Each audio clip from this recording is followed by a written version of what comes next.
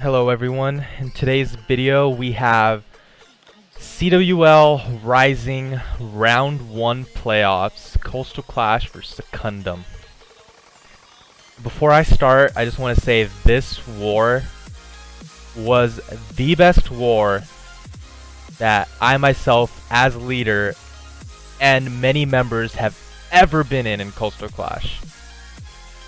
Mad props to Secundum for the performance they put in, and equally mad props to the guys in KK who showed up at all levels and basically gave the most entertaining war, in my opinion, of this week. We're gonna start off with basically what we're going to do in this video is I'm going to be playing attacks, and in the background just be discussing what went on throughout the war, the hit rates, and basically everything that you guys need to know. The first we're going to start off with is Mowgli's attack on their 29. The reason I'm doing this is we swagged a Town Hall 10 hit at the end, and he basically just dipped the Town Hall 9, so it took away the stat of his attack. But anyways, our Town Hall 9s went 19 for 22 to clear.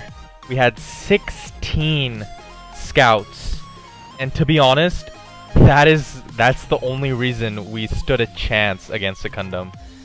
The scouts that we received gave us the opportunity to not only scout the other 11 bases left, so the 3 11s and the 8 10s. We 2-star scouted every 10. We scouted every 11, and it still gave us 5 scouts left. And with those scouts, we scouted 2 11s again with different walks. We scouted 2 10s again, and then we just basically threw away one of the Town Hall 9s. He just drew a smiley face on a base and called it a day. But yeah, 19 for 22 at Town Hall 9s, a 10v10 6-pack by the Grundinator, and an absolutely crazy way to end was a 10v11 2-star and a dip by the same person to end the war and to win the war.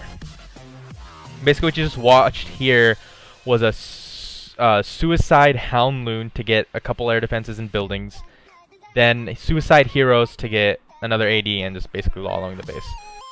Pretty bad base in my opinion. Also, really low heroes. He has a level 18 king. I mean, yeah. We so again with the stats, 19 for 22 9v9. That is the best Town Hall 9 performance that Koastal Klash has had in the CWL. Mad props to the Town Hall 9s. We went 6 for 6 on dips, 3 for 9 10v11, and 2 for 6 10v10. But then again, we started the war off 2 for 2 10v10 with Grundinator's 6-pack Queen Charged Miners.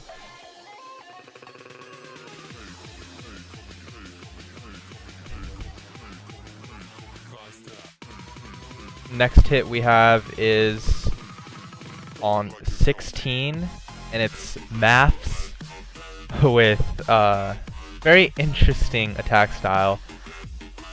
5 Skellies jump in a rage to get the Queen, CC, and 4 air defenses, and basically, or 3 air defenses, and then dragging the rest of the base. Very interesting attack.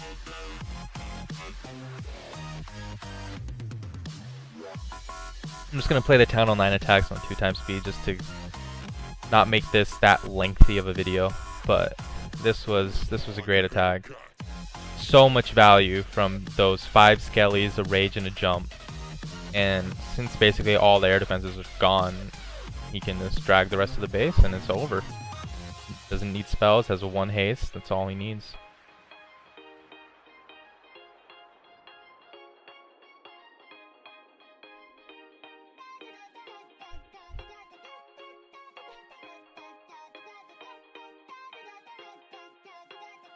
Haste loons into those in last air defense, and from then on, the attack is over. Yeah, I mean, R9s, I mean, I've said it so many times already, but our 9s killed it this war. They absolutely killed it.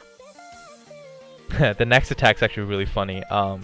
We have USA Judo in on Marcus, the account he has in KK, and so this was one of the attacks that we failed, and this was a cleanup hit. And he still had a giant skelly in his camps, and he suicided the giant skelly for 4 Teslas. I mean, just because of that, this attack is amazing. It's like, who thinks of that? It's like, who keeps the giant skelly and then is like, oh, you know what? I could just suicide the Tesla farm right there. And basically after that, this attack was GG. He was so happy getting this. It's great.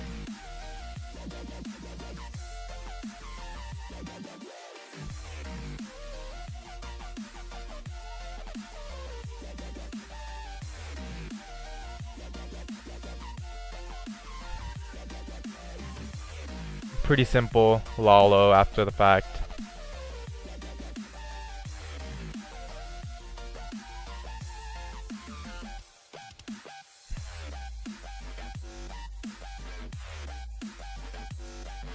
Also, what my plan is after I show you guys these last 2 hits, they're going to be the 10v10 6-pack by Grundy. I'm going to walk you through the last 10 minutes of the war. Just because Secundum had all their attacks done with more than 4 hours left still in the war, because I'm assuming the time zone differences. It was, I believe, 6 a.m. or 7 a.m. when the war ended for them, so they were done by 2 to 3 a.m. their time. And we'll go more into it later, but first let's watch this 10v10 6-pack by Grundy. And if you guys don't know Grundy, this is his favorite attack. Just a simple queen walk or queen charge miners. The amount of times he's tripled with this, the amount of times he FCs with this, it's crazy. He's just FCing himself, FCing others in the clan, always just trying different things with this one attack. And because we had so many Town Hall 9 scouts left over, after 2-starring the 10s, just so our 10s didn't have to hit other bases, our 11s didn't have to dip fresh. After all that was done, we scouted this exact walk with the Town Hall 9. Well, not exact walk, but we scouted this walk with the Town Hall 9, which gave Grundy all he needed to know about his queen pathing, everything he needed to know about when he needed to use rages, where the queen was gonna walk. I mean, it's not like the queen's gonna follow the direct exact AI as the previous attack, but having a scout is just so crucial to 10v10s, and it's one of the main reasons, again, that we stood a chance in this war.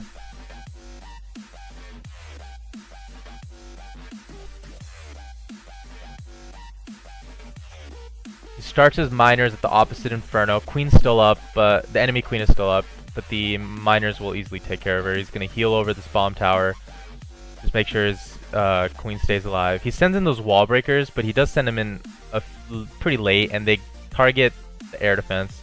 So the queen's definitely not going to walk up there anymore since the miners took that out. She walks down, gets the mortar, gets the army camp, and is going to walk out after getting this last army camp as well. And it was a breakout, actually. His miners are still going around on the 3 o'clock side. Heals them over the Inferno, and at this point, I mean, he had so many miners left. His kings made the funnel, and his miners can basically destroy the rest of the base. And he still has queen ability.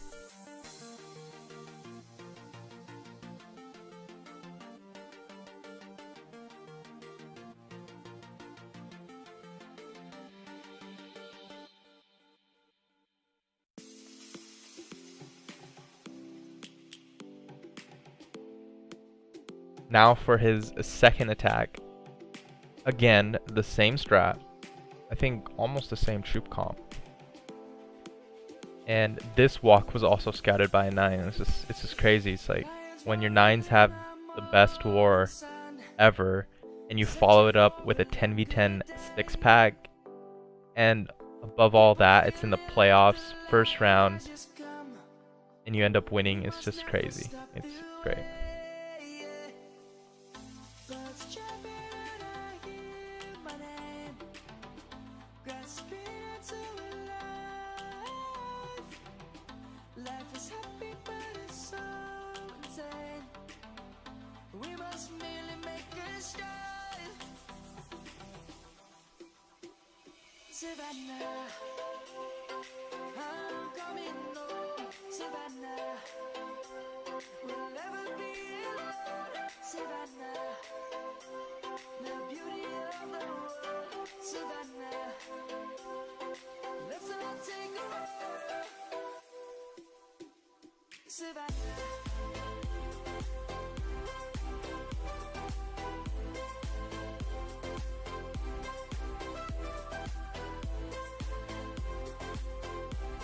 I think this, yeah, this was his second hit, so he had already tripled before he went into this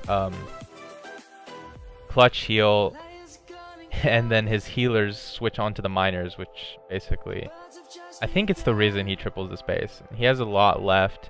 His queen ended up walking back around, so she's not going to do much in terms of helping the miners. She's basically dead. But the miners now have the queen's healers on them. 3 healers on miners, plus another heal left.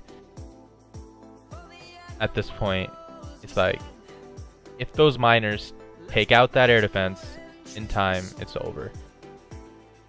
Which they did end up doing, and yeah. After this 6-pack, I think the 6-pack happened at about, gosh, I have to say, like, I found out about it around 1 a.m. Eastern, 2 a.m. Eastern, and there was about 12 people on voice just chilling, and after the 6-pack is like, wow, it's like, dude, no, to put it in perspective, I think people in KK didn't even think we could pull out this W. I mean, Secundum is known to be, I mean, I thought that, like, they were the best clan in Rising this season. And us up against them at the first round, we were like, okay, we're going to give it our best, but it's going to be hard. And it was hard, and we did give it our best, though. That's this 6-pack just gave so much life to the clan. And at that point, we were like, we got this war. We definitely have this war. Okay, before I show the last 2 hits, which are going to be the 10v11s, I'm just going to walk you through what happened in the end of the war. So I think with about 5 hours left, Secundum had 1 Town Hall 10 attack left. They had 1 Town Hall 10 base left. They did really good work on our 10 on our 11s. I think they finished with 3 out of 6. 50% hit rate, 10v11, so hit ups 50%. That's really good. But they had 1 Town Hall 10 hit left and 1 base left. I'm not gonna show the replay, of course. I mean, even if it's a burnt base, I'm not gonna show it. But they clutched up with this last Town Hall 10 attack on hour 10, and it was their last attack. Dips were done, everything was done, and they go ahead and triple the space, and they tripled it with so many Hog Riders left, and we were like, oh damn, dude. But I guess the double-edged sword is, when you're done with all your attacks, they gave us what we needed to do. We're like, okay, all we have to do is hit 87 stars. We knew we were gonna have percent because we had a 64% 10v11 at that time, and they had 50, 55, 54. So we're like, okay, all we have to do is get both 11s down and above a 50% on one of them. So get 50% and a 51%, and we'd win. The thing is, how do I show you guys this? Okay, so we had, I believe, 8 attacks, and we had to go 2 for 8 to win the war with Town Hall 10s. That was either getting a triple on 6 10v10 or getting a 2-star on 1 10v11. The reason I'm saying the triple on 6, it's because after we went 2 for 2, after Grundy went 2 for 2 10v10, we attempted this base, number 6, and got a 94% time fail. So we're like, okay, we have a plan on that. So we're going to come back to it. We tried it 2 or 3 more times. It didn't work. And at that point, we had 8 hits left, and we needed to pick up a star because we had a dip. We could dip the war, and if we got the 10v10 on 6, we would have had an 11v11 on 1. Vice versa, if we got the 10v11 on 1, we would have had it on 6. So We get the 10v10 2-star fresh, or a 10v11 2-star fresh on number 2. Fresh as in, it was the first, we went 1 for 1 on that base. We had it scouted with a 9, and the walk we scouted was amazing, and it was able to be replicated with a Valk dive for the Town Hall. I'll show you guys that in a bit. But this base, number 1, gave us the hardest times. We had 8 hits left. We tried 2 10v10s. They didn't work out. We had 6 hits left. We used 4 of those on number 1. And we had 2 hits left. 10v11. And Tom goes in on number 1 with 10 minutes left in the war. Mind you, he still has a dip to do. But he goes in on this base. And this is not even what we planned on this base. He's like, I don't like the plan. I'm not going to do it. We had a plan, same walk, going into the core with a Gobo funnel with mass Valks into the core. And he's like, no, we can't do that because the bombs in the core, it was just not going to work. So he's like, okay, I'm going to change up the plan. There's only 10 minutes left. I'm just going to YOLO it. He goes in, does the same exact opener as we were doing on the 10v11, and what the Queen does is just amazing. It's like the Queen, we did this hit 3 or 4 times, and the Queen never did this. Absolutely never did what she's about to do. And we were like, and he wasn't even planning on it. He was like, I didn't want my Queen to do what she did, but it ended up working amazing. We had, I think, 26 people, 27 people online in the clan, and about 22 people on voice when this hit was going down. And I think we had, what's there, like 30 spectator slots now? We had 25 of them for this attack with 10 minutes to go. Because if he didn't get this, he was going to have to 11v11 triple this, because the attack that was left, we weren't sure if he was going to get it. But the Queen doubled back, got the Eagle artillery, and ends up walking towards 9, and we didn't want this. It's like, what's happening? We're all on voice, and we're like, wait, is this what he wanted? Like, how did he do this? And then after the fact, he was like, no, I didn't want this to happen. But the thing is, we had 21 people on voice, and when we saw this, we're like, wait, that Town Hall, if the Queen gets that Expo and Archer Tower, that Town Hall is going to be direct targetable by drags. And if he's able to direct target that, that's a double. And we were looking at this, we're like, his Queen's still alive. He still has King ability. He still has healers that are going to switch onto his King the second his Queen dies. He begins his Gobo just to get some stuff down. He ends up getting a couple buildings down. His Queen's still alive. Healers switch. Baby Dragon funnel. And he puts his first drag down, and he's like, oh no, it's going to target the King. But the second that drag switched and those drags targeted that Town Hall, voice went mad. The yelling, the screaming, the hype that was in voice, I cannot even describe in words. Because at this point, we had the 10v11 down. All we had to do was dip to win. And the base we had to dip already had a 10v10 plan that got a 94% time fill. So all he had to do was just run the same identical plan and basically call it a war. It was probably the best ending to a war that's ever happened. This 10v11 as well. I mean, 10 minutes to go. He has 2 attacks left. One of them's a dip. He doesn't know if he's going to have to go for the 11v11 triple. He gets on his 10. He's like, okay, I'm going to try a different plan. The plan doesn't even go to plan. And it ends up being better.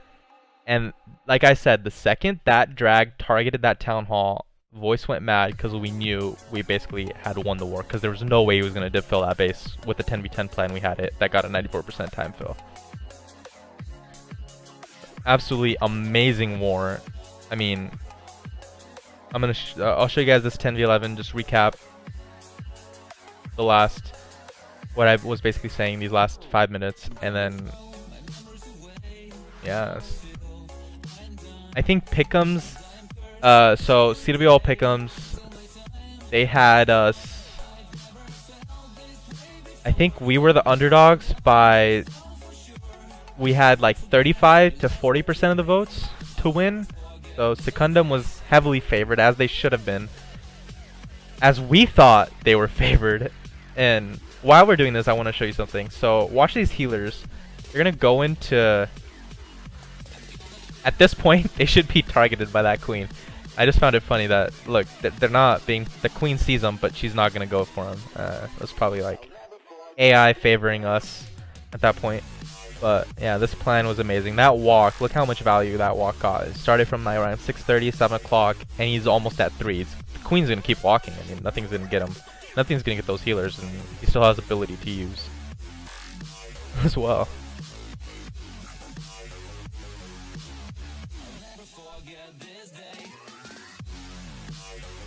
Sends in those wall breakers. I think he ends up failing with the wall breakers because he triggers a bomb there.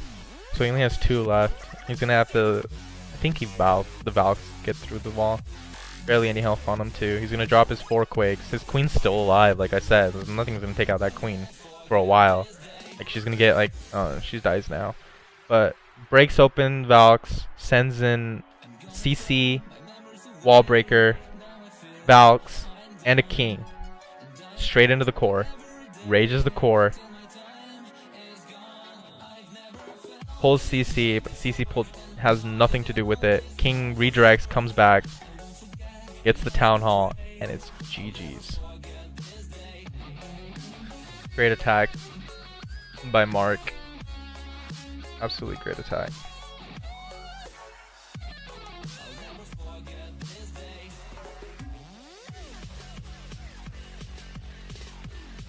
Okay, so to basically tell you the war events, what happened is we tried all our hits, and with 10 minutes left, Tom goes in on the 10v11, gets it, and in the last minute gets his dip.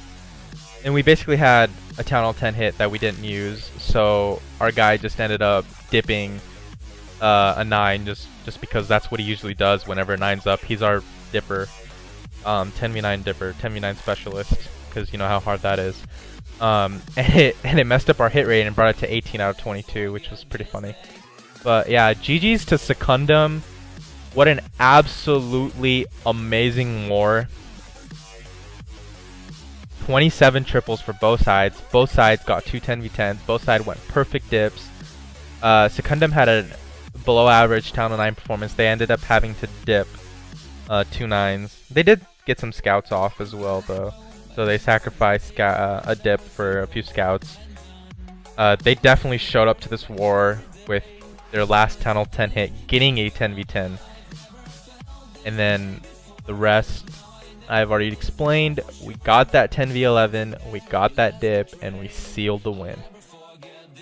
Next we have Black Apple, which is going to be an extremely fun war. And I think that's going to be all for the video. It's just, I mean, I usually don't make recaps. I just wanted to make this recap just because of the intensity of this war. With how many people were online in-game, how many people were online on voice, voicing hits, planning, all 24 hours. We had people, I think it was only for about 6 to 7 hours that we didn't have people on voice. From the 9s, to the 10v10 6-pack, to the 2 10v11s done by Dream, done by Mark, and to the last 10-minute heroics put on by Tom with the 10v11 and the dip. An absolutely amazing war. Hoping we can replicate this and keep continuing in the playoffs, and just an absolute amazing war. So yeah, I think that's all I have for you guys today. Until next time.